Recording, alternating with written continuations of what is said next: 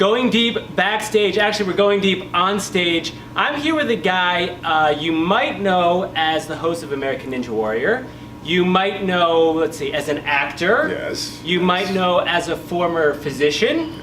You might even know him as the winner of the new Celebrity Apprentice. Thank you! Everyone forgets that. Many hats. Matt Iseman, thank you so much for doing this. It's a pleasure, although I do have to say right up front, I have an objection to the name because I used to be a pitcher, so going deep is bad. I don't ever like people going deep because it just means I have to go, give me the ball, Blue! I didn't know it. That one's gone. Little baseball reference. Usually people make sexual references to the name of our show, but I like I don't get the sexual references. Yeah, I'm kidding. I never got it either. Yeah, right. Listen, you wear so many hats, you've done so much, you do so much. What is kind of your go-to job, and what's the one you enjoy the most? Well, Ninja Warrior obviously has been the staple. I'm going in, we're heading into the show's 11th season, my 10th, so it'll be a decade on a show, which is unheard of in TV, and especially to have a show that went from cable, G4, a network that no longer exists, right, to NBC, and is so successful. We're now on our second spin-off show with Ninja Warrior Jr. So that has been the Grand Slam home run of my career, to go back to baseball. But the thing that started it all, and the thing that I love, is stand-up. I think there's something about being on stage and the immediacy of it, that it's me and a crowd. And you know, with just about everything else you do, particularly in television, there's the filter of the camera, and often time. Like, we'll record Ninja and it'll be months before people get to see it. So you don't know how people are going to respond for a long time. But with stand-up, you know right away, you say the words and either they laugh or they don't. And it's an absolute rush. It takes me back to sports. It's that thing of every show is different, and when it makes you, it's one of those things that makes you be so present. And I think now in this time when we're bombarded by phones and distractions and things that are always pulling us in a million different directions, I really enjoy stand-up, where for 45 minutes or an hour, I'm on stage and there's nothing in my mind other than trying to make these people laugh. That's awesome, man. When I look at your career and everything that you're doing, I relate a little bit you to Joe Rogan, in the sense that you're a manly man, hosting a television show, doing stand-up. I'm a poor man's Joe Rogan. You're an actor, right? Yeah. You've been in a lot of different things. What helps what? In other words, does the stand-up get you TV gigs? Does the TV hosting get you the stand-up? You know what? I liken it to cross-training. I really think that stand-up helps hosting, helps acting, improv, all of it. I think all of it kind of feeds together. And really, you know, having been a doctor before, I think the ability to, having seen true life or death situations, allows me to keep, because with entertainment, often we act like what we're doing is truly brain surgery. And it's not. You know, no one's going to die if we screw up. But medicine gave me a healthy perspective. It also gave me a good work ethic and the ability to handle stressful situations. So I think everything really informs one another, and definitely stand-up helps me with hosting. You know, the idea of when you're in stand-up and things go wrong, just everything has happened. Last night, I had 4 drunk yoga teachers heckling me. Oh my God. And so you learn how to handle these things. So when you get to a situation, there are a few things now in entertainment, I'm closing in on 20 years now doing this, that I haven't seen or that hasn't been thrown my way, either via acting or hosting, or we did a live show this past summer with Travis Pastrana where he recreated Evel Knievel's most iconic jumps. We did it live, 3 hours live on History Channel. And right before I go, by the way, what happens if he crashes? They go, don't worry about it, just go. And I'm like, oh my God, we have no safety there. Which goes back to being a stand-up, though. Yes. You got to think on your feet. You do, and it's one of the things I love, though. I love the energy and the immediacy of live, and that's one of the great things with Ninja Warrior is we tape the show as though it's live. So Akbar and I are up there, we're calling the runs, we're pretending this is a live sporting event. That's the way we treat it, it gives us a great energy, because it makes you feel like, hey, people are listening to this. We're treating this like the spectacle that it is, and calling it and reacting to what we're seeing, which is fun. Super. Now I got to ask you also about the new Celebrity Apprentice that obviously you won. First of all, take us kind of behind the scenes.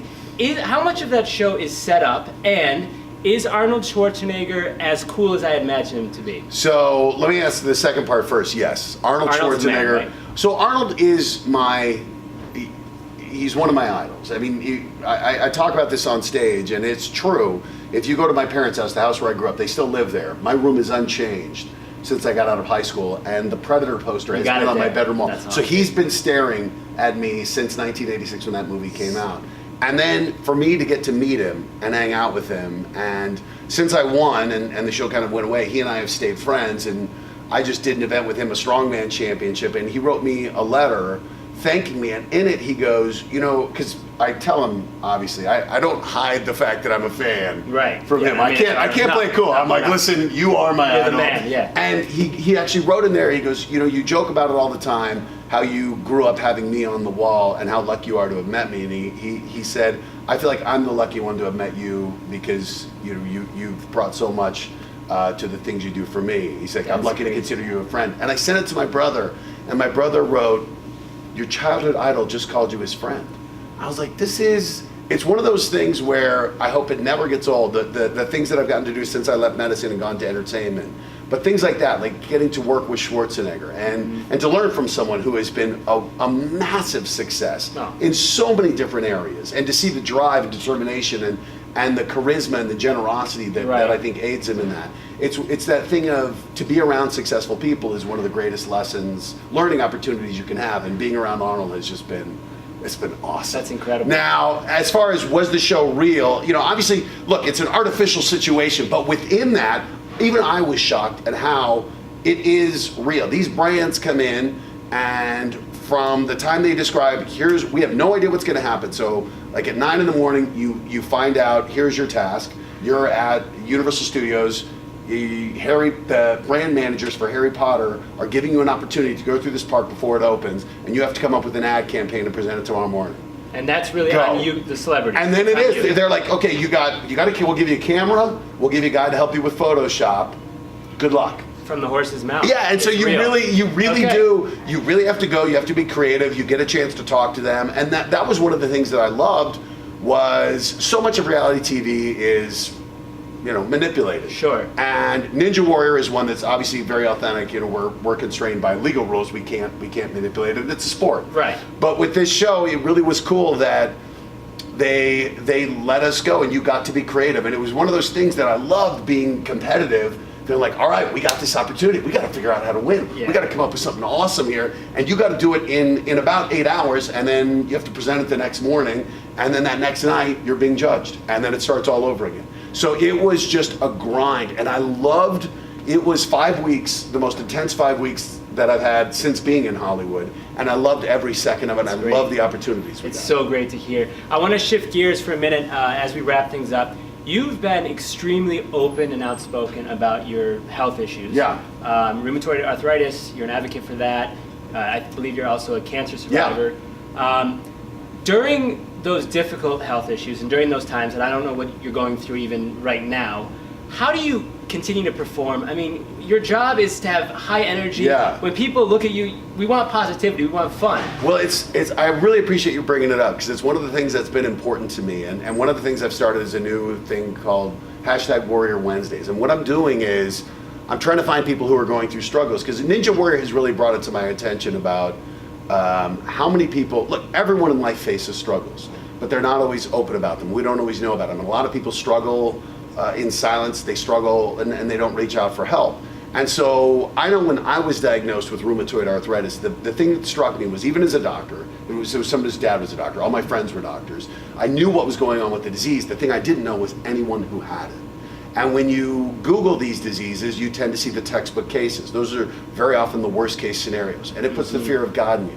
And I thought I wanted to change the narrative around this and have people have a different story about it, and see someone who's out there leading a life, hosting the most active show on television, not doing it, but hosting it, and to say this doesn't mean, it's not the end of your life. It just means your life is going to be slightly different, but it doesn't mean you give up on your dreams. Right. So that's been one of the reasons why I've been so outspoken about my health struggles, and seeing, I think it amazes me how when I talk about it, how many people will come up to me and say, I have arthritis, or I have rheumatoid arthritis, or I know someone who has it, and thank you for doing this, or other stories. One of the things that even here tonight, so during my show, a lot of people sell merchandise. I used to do that. I hated it.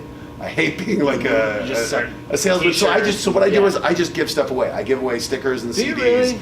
And what I do is I say, if you take one, I just ask that you consider donating to charity. It's going to go to the Arthritis Foundation. But what's been cool since I've been here is Danielle Williams, who is a TV personality out here, she's struggling, and she's been open about it too, about her struggles with cancer. And I thought, you know what? I know what she's been in, and hers is a little more serious, but I thought, let's rally this community. And so the money that we're raising here is going towards her. And I think just there's a lot of, this country is an unbelievable land. It's an unbelievably positive place. And when you talk to people, I think by and large people are very generous and nice to each other. But on the internet, you get the sense that we're more divided. I think you get the sense that there's a lot of cynicism. And I thought, let's try to, I thought, why not, instead of contributing to that, let's try to put some more positive things out there. So, look, a lot of times I'll chime in with some dumb stuff too. Yeah. But I thought, let's balance it out with some positive And things. I think one thing that I just want to mention is also you're a guy in the public eye, you're a good-looking guy, and you're an imposing, strong, in-shape guy.